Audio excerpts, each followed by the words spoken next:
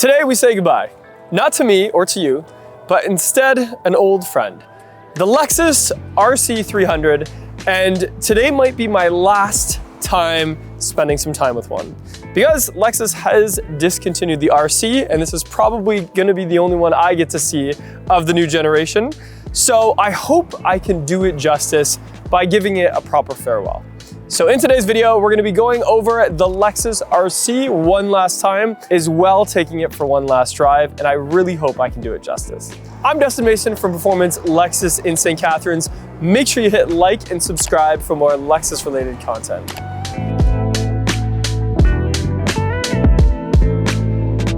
Okay, so let me show you around a little bit with the one we have here today.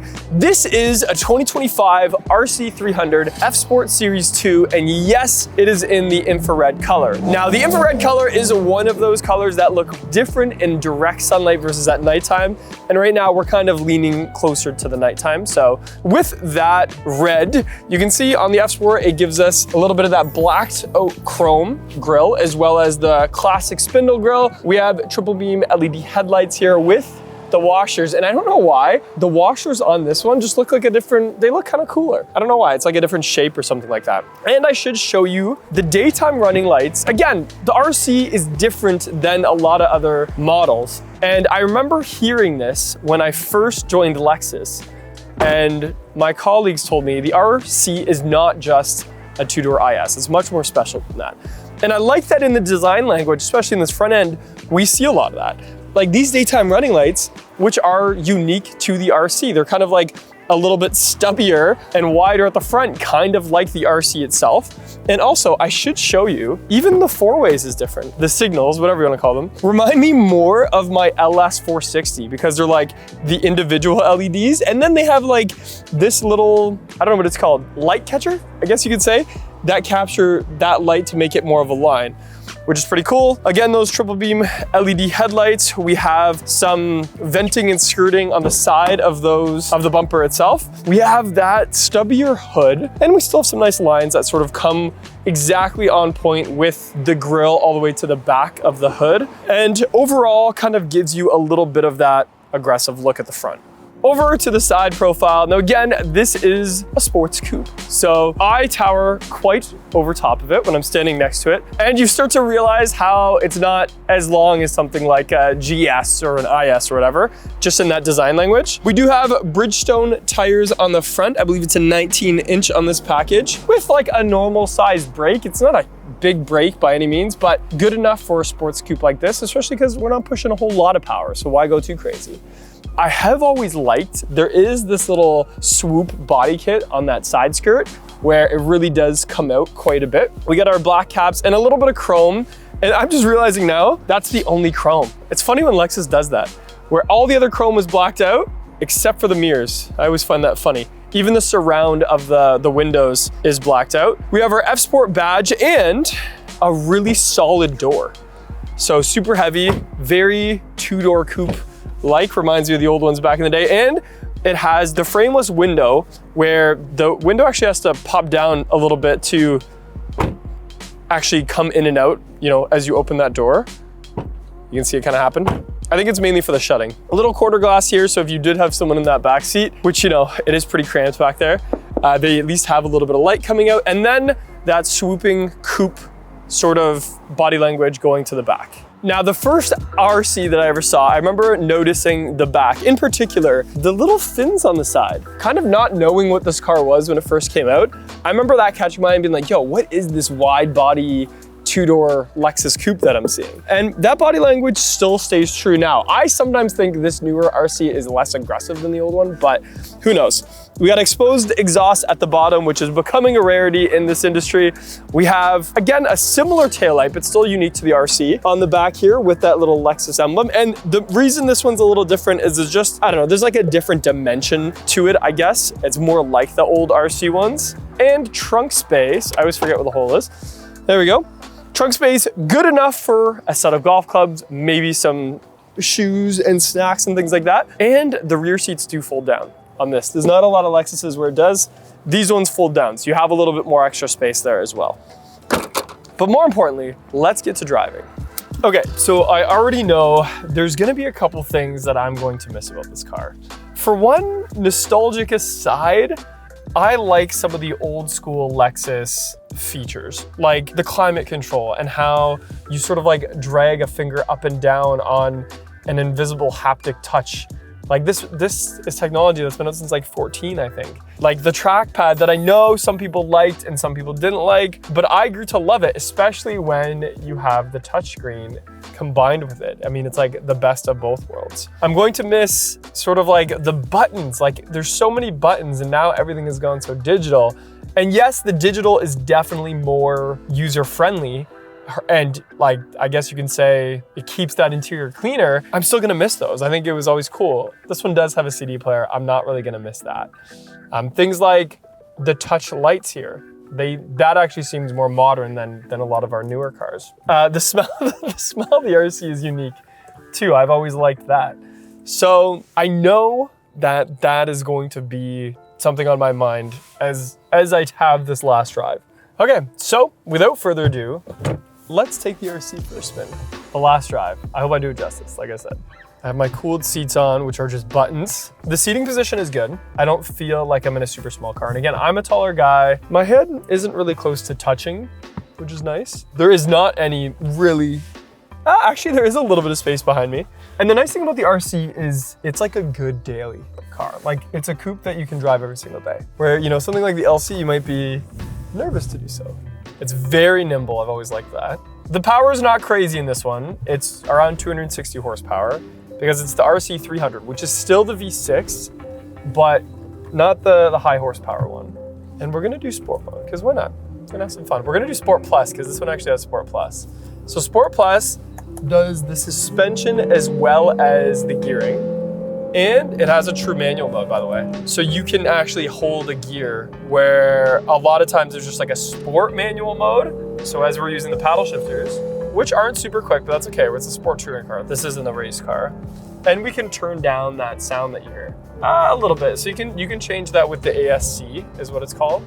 So that's the active sound control. Handling wise, I mean, it feels great. You can switch lanes very quickly. That shorter wheelbase really feels good. It's a super smooth car too, even in Sport Plus. I mean, this is a smooth highway, but even in Sport Plus, feels amazing. And that's the thing about the RC is, I remember when I first started and someone said, it's not just the two-door version of the IS.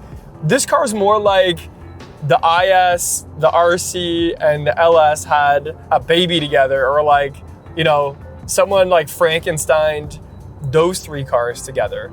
And I don't remember the way it split up. I think like the back end was like an LS, the front end was like, you know, the GS, and then like the middle was the IS or something like that. You don't really get, I mean, if you look at the design, you can kind of get an idea of like some of those bigger lines. However, it's not till you drive it that you really get a feel for how special this car is. And it's special. And the sad part is most people are never going to be able to experience that or realize that this car is more than just what the brochure says it is. Okay, so let's talk about buttons and features. So like everything is a little bit more, I love that it's like, I almost want to say analog, because like even the cruise control is like the arm that sticks out of the steering wheel. That's like, even in the early 2000s, Lexus Toyota had that, which I think is great. So that's still like the same way. It has the LFA inspired TFT display. So you can move that gauge cluster over and open up and see more depictions, I guess is the right word. And one of them is a G-force meter. And I remember I had an RC on demo, and I'll never forget it. One of my close friends had to go pick up his cell phone that was getting like the screen repaired.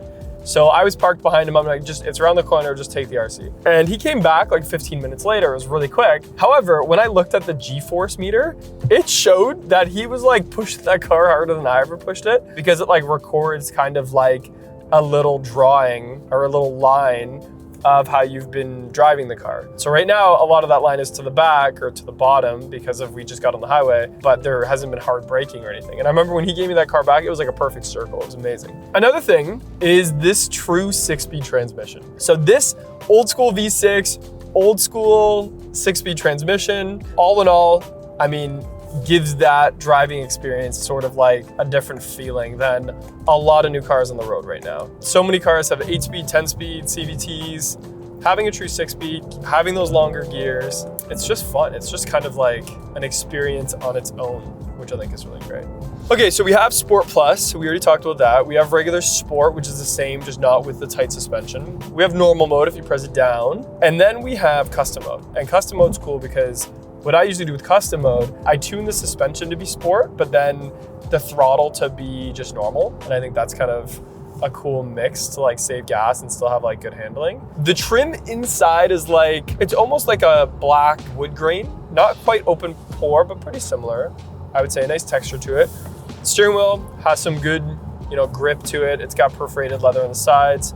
Paddle shifters are plastic, but they do the trick. We have, old school buttons for things like blind spot monitor, even the heated wiper, like the wiper deicer, which is great. And again, this is a car that probably will hold its value a little bit even after discontinue. Like not every car does when it's discontinued, but I feel like this one might. Big windows, by the way, that's something I should talk about. Because it's the coupe, I'm not like in a B pillar like I am on the IS. I definitely feel like I have more space beside me, like even if I put it way back. So when someone asks, is this a car for like a short person or a tall person? I think it fits a tall person very well because of that big door that we have beside us and the fact that we don't have, that B pillar. As I said, handling is great even at slow speeds. It feels really good. Super smooth. This is like a car that rides like a bigger car. Maybe that's where that like a little bit of LS, a little bit of ES, GS ride quality comes in. And you can feel it. The suspension is soft. Like even looking at the car parked, there's a bit of wheel gap there. That's because we have a really smooth ride. And I'm gonna miss it. I'm gonna miss the RC. I think, it's a car that as a dealership, it's not like we sell a lot of these. It's a handful a year. And those numbers has been going down and down as more of our population gets into the SUV market, especially as SUVs become faster and more fun to drive. But I still think there's a place in my heart for the RC. Even the RC 300. It is an end of an era for this. And I remember when the RCF first came out and how epic that was. And, to think that that's not a car that we're gonna be able to talk about much longer either. But still, it was cool to know it was there, that it was offered by the manufacturer. Also, I love that we still have a clock in this car. That's something, we're just gonna punch it a little bit. That's something that, I kind of take for granted. The newer Lexuses don't have a clock in the center. It's all screen. Everything's all screen. And this one has like the perfect amount of a little bit of screen, a little bit of actual analog, you know what I mean? So as the sun sets on the RC 300, I hope Lexus has plans to replace it with a vehicle that is as equally as much of an experience as to drive as the RC 300. And I'm sad that it took me until this farewell video to spend time back in one again and realize that it's special. Yes, the technology can be called outdated. Yes, it's an old powertrain. Yes, it's been around and never really changed a whole lot since like 2015, and that's a 10-year run cycle. But in 2025, right now, this car is still special. So let me know in the comments below what you thought of this video, what you think of the RC, and if there's any other cars like this I should do, maybe even an older generation RC, because I know a lot of people still like those. I'm Dustin Mason from Performance Lexus in St. Catharines, and I'll see you in the next video.